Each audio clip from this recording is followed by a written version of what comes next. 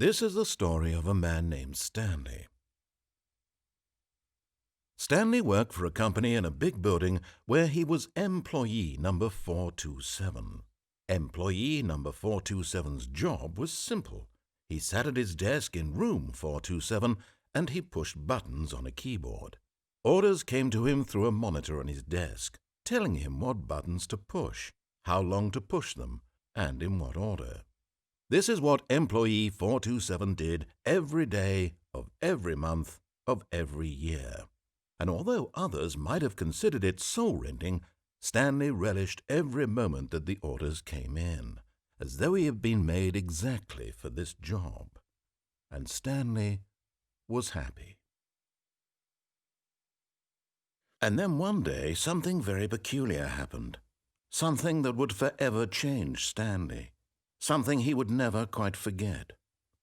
He had been at his desk for nearly an hour when he realized that not one single order had arrived on the monitor for him to follow. No one had showed up to give him instructions, call a meeting, or even say hi. Never in all his years at the company had this happened. This complete isolation. Something was very clearly wrong. Shocked, frozen solid, Stanley found himself unable to move for the longest time. But as he came to his wits and regained his senses, he got up from his desk and stepped out of his office. All of his co-workers were gone. What could it mean? Stanley decided to go to the meeting room. Perhaps he had simply missed a memo.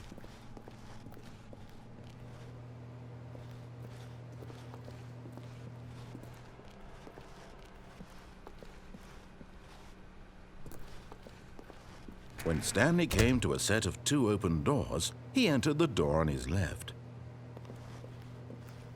This was not the correct way to the meeting room, and Stanley knew it perfectly well. Perhaps he wanted to stop by the employee lounge first, just to admire it.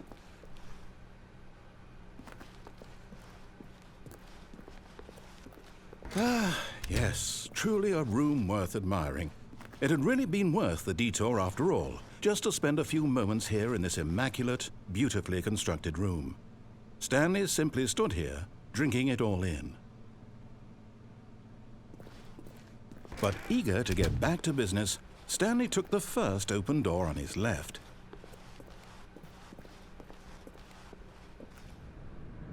Stanley was so bad at following directions, it's incredible he wasn't fired years ago.